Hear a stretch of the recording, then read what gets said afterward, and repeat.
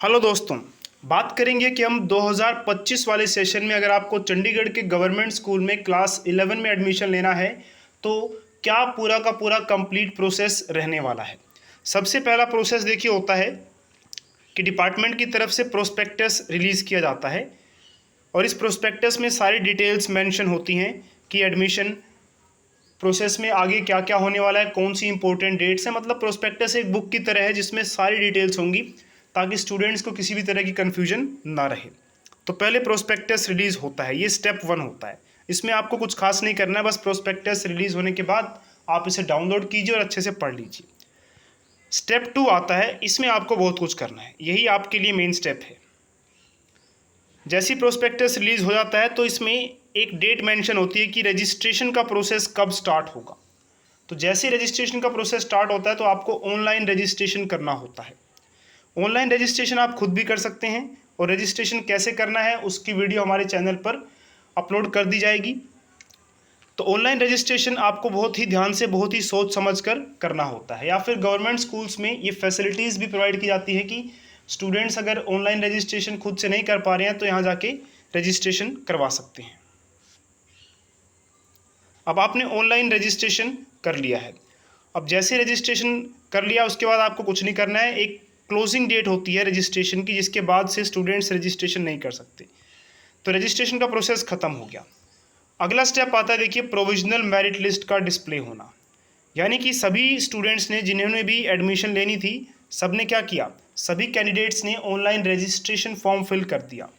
Form fill करने के बाद एक मेरिट लिस्ट बनाई जाएगी, वो शो की जाएगी। अब ये शो की जानी क्यों ज़रूरी है, देखिए, जिन भी कैंडिडेट्स ने फॉर्म भरा है उन्हें पता रहना चाहिए कि हमने जो डिटेल्स भरी है वो सही पहुंची है डिपार्टमेंट तक या नहीं। तो इस लिस्ट में आपका नाम, आपके फादर का नाम, मतलब जो भी डिटेल्स वगैरह भरी है, मार्क्स वगैरह, वो सब शो होगी ताकि आपको पता रहे कि जो भी डिटेल्स आपने भरी है डिपार्टमेंट तक वैसे के वैसे ही पहुंची है, उसमें कुछ चेंज तो नहीं हो गया है।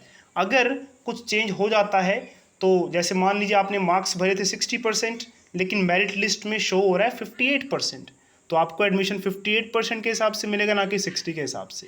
लेकिन आपको लगता है कि यार मेरे तो 60% बन रहे हैं, तो इसीलिए मेरिट लिस्ट को देखना ज़रूरी है ताकि किसी भी तरह की मिस्टेक उसमें रहे तो पता लग जाए। साथ ही देखिए, पूरी ट्रांसपेरेंसी मेंटेन रहे इसके लिए भी मेरिट लिस्ट आती है। सभी कैंडिडेट्स को पता रहे कि हाँ मेरे इतने परसेंटेज हैं, मुझसे ऊपर वाले कितने परसेंट वाले और कैंडिडेट्स हैं, ताकि आपको बाद में ऐसा ना लगे कि यार मेरे से कम वालों को एडमिशन दे देता है डिपार्टमेंट और मेरे परसेंटेज हाई थे मुझे नहीं देता है। तो ट्रांसपेरेंसी मेंटेन रहे तो पूरी लिस्ट आएगी जिन्होंने भी एप्लीकेशन फॉर्म भरा होगा उन सब की। हाँ, तो मैं क्या बात कर रहा था कि मान लीजिए मेरिट लिस्ट में जो आपने परसेंटेज दिखाई जा रही है मेरिट लिस्ट में वो कम दिखाई जा रही है जबकि आपकी ज़्यादा है। तो अगला स्टेप ये रहता है, देखिए, मेरिट लिस्ट आने के बाद जिन स्टूडेंट्स को लगता है कि मेरिट लिस्ट में जो डिटेल्स शो हो रही हैं वो बिल्कुल ठीक हैं, जो उन्होंने भरी हैं वही की वही हैं, तो अगर उन्हें लगता है कि डिटेल्स बिल्कुल ठीक हैं तो उन्हें कुछ नहीं करना है। लेकिन कुछ कैंडिडेट्स को लग सकता है कि जो डिटेल्स उन्होंने फिल की हैं वो मेरिट लिस्ट में कुछ अलग ही शो हो रही हैं, तो उन्हें टाइम दिया जाता है कि आप क्या कर सकते हैं, कॉल ऑफ ऑब्जेक्शंस या ऑनलाइन ग्रीवेंसेस, यानी कि आपको एक ईमेल आईडी दी जाएगी। उस ईमेल आईडी पे आपको सारा मेंशन करना होगा कि आपकी परसेंटेज कम शो हो रही है या जो भी मेरिट लिस्ट में आप करेक्शन करवाना चाहते हैं वो सारा आप ईमेल कर सकते हैं। तो इसके लिए देखिए आपको करीब एक दिन का टाइम मिलता है। जैसे कि आप देख सकते हैं इस साल 12 तारीख से लेकर 13 तारीख तक का आपको टाइम दिया गया है। अब देखिए क्या हुआ, आपने फॉर्म फिल कर लिया। फॉर्म फिल जिन भी कैंडिडेट्स ने किया था उनकी मेरिट लिस्ट भी आ गई, और जिनकी मेरिट लिस्ट में जिनको लगता था कि मिस्टेक है उन्होंने मिस्टेक के लिए भाई ऑनलाइन भी इन्फॉर्म कर दिया है। अगला काम क्या होगा, देखिए,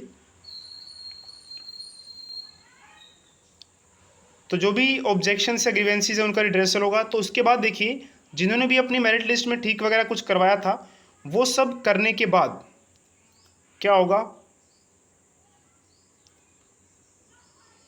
अलॉटमेंट लिस्ट आएगी। यानी कि मेरिट लिस्ट वगैरह ठीक हो गई, सब कुछ ठीक होने के बाद कुछ दिन के बाद ही आप देखेंगे कि वेबसाइट पर एक लिंक मिलेगा। उस लिंक को क्लिक करेंगे आप तो वहाँ पर एक लिस्ट मिलेगी। उस लिस्ट में आपको दिखाया जाएगा कि आपको कौन सा स्कूल, कौन सी स्ट्रीम मिली है।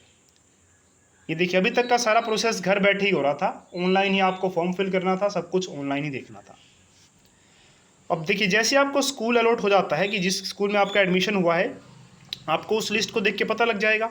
अब स्कूल अलॉट होने के बाद आपको ऑनलाइन ही फीस पे करनी है। तो अभी भी आपको सारा काम ऑनलाइन करना है, मतलब अगर आप कहीं आउटसाइड हैं तो कोई दिक्कत नहीं है, आप पूरा जून देखिए लगभग बाहर रह सकते हैं, क्योंकि 27 तक आपको टाइम दिया गया ऑनलाइन फ़ी पे करने का। अगर इमरजेंसी है तो बाहर रहिए, अदरवाइज़ आ सकते हैं तो आ भी सकते हैं आप चंडीगढ़ में।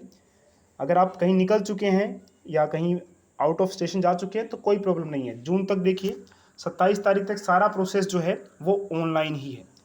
तो जैसे आपकी सीट अलॉटमेंट की लिस्ट आती है, उसमें आपका नाम आ जाता है, तो आपको फ़ीस पे करनी होगी। अब ये कौन सी फ़ीस है?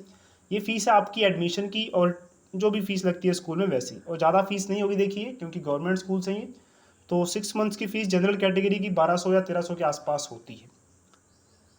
आपने फ़ी भी पे कर दी ऑनलाइन। अब आपको स्कूल आना पड़ेगा। तो जिस भी स्कूल में आपको सीट मिली है देखिए, अब उस स्कूल में आपको जाना पड़ेगा। वहाँ जाकर आपको अपने डॉक्यूमेंट्स वगैरह सारे ले जाने हैं, रियल वाले, ओरिजिनल वाले। वो डॉक्यूमेंट्स आपके वेरीफाई किए जाएंगे, एक बार चेक किए जाएंगे। ये सारा प्रोसेस भी हो गया। और ये सारा प्रोसेस देखिए करीब 2 दिन तक चलता है। और ये मैं कह रहा हूँ कि ये ऑफलाइन होगा, इसके लिए आपको स्कूल में जाना पड़ेगा जिस स्कूल में आपको सीट अलॉट हुई है। उसके बाद देखिए उसके एक दिन बाद ही, मतलब जैसे आपने डॉक्यूमेंट्स वगैरह वेरीफाई करवा लिए, सब कुछ हो गया है, तो फिर क्लासेस स्टार्ट हो जाती हैं। तो 1 जुलाई से लगभग क्लासेस स्टार्ट हो जाती हैं। अगर कुछ नोटिफिकेशन डिपार्टमेंट की तरफ से नहीं आता है समर वेकेशंस के एक्सटेंड वगैरह होने का, तो 1 जुलाई से क्लासेस आपकी स्टार्ट हो जाएंगी। तो ये था कंप्लीट प्रोसेस, और जिसमें हमने देखा कि 90% प्रोसेस तो ऑनलाइन ही है। सिर्फ आपको डॉक्यूमेंट्स वेरीफाई करवाने के लिए ही आपको अलॉटेड स्कूल में जाना होता है, और उसके बाद तो आपको क्लासेस लेनी है। खैर वो तो आपको पता है ऑफलाइन ही होगा, वो तो ऑनलाइन नहीं होगा।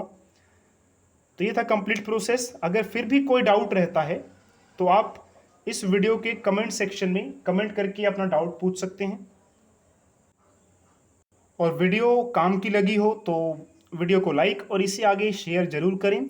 और हमारे चैनल पर नए हो तो चैनल को सब्सक्राइब कर लें। और चैनल पर आप अगर पुराने व्यूवर या सब्सक्राइबर हैं हमारे, तो बस चैनल पर बने रहें। आपके लिए देखिए ऐसे ही काम की वीडियोस हमारे इस चैनल पर अपलोड की जाती हैं। और सिर्फ स्कूल्स की नहीं, आप जब क्लास 11-12 कर लेंगे उसके बाद आपको चंडीगढ़ के कॉलेजेस में एडमिशन देना होगा, तो चंडीगढ़ के कॉलेजेस में एडमिशन के रिगार्डिंग भी हमारे चैनल पर वीडियोस अपलोड की जाती हैं। तो फिर से आपको 2 साल के बाद फिर से हमारे इस चैनल पर आना ही होगा, क्योंकि आप चाहते हैं अगर आपको सही गाइडेंस मिले, सारी की सारी अपडेट्स टाइम पे मिले, तो हमारे इस चैनल के साथ ज़रूर जुड़ें। चलिए मिलते हैं अगली वीडियो में।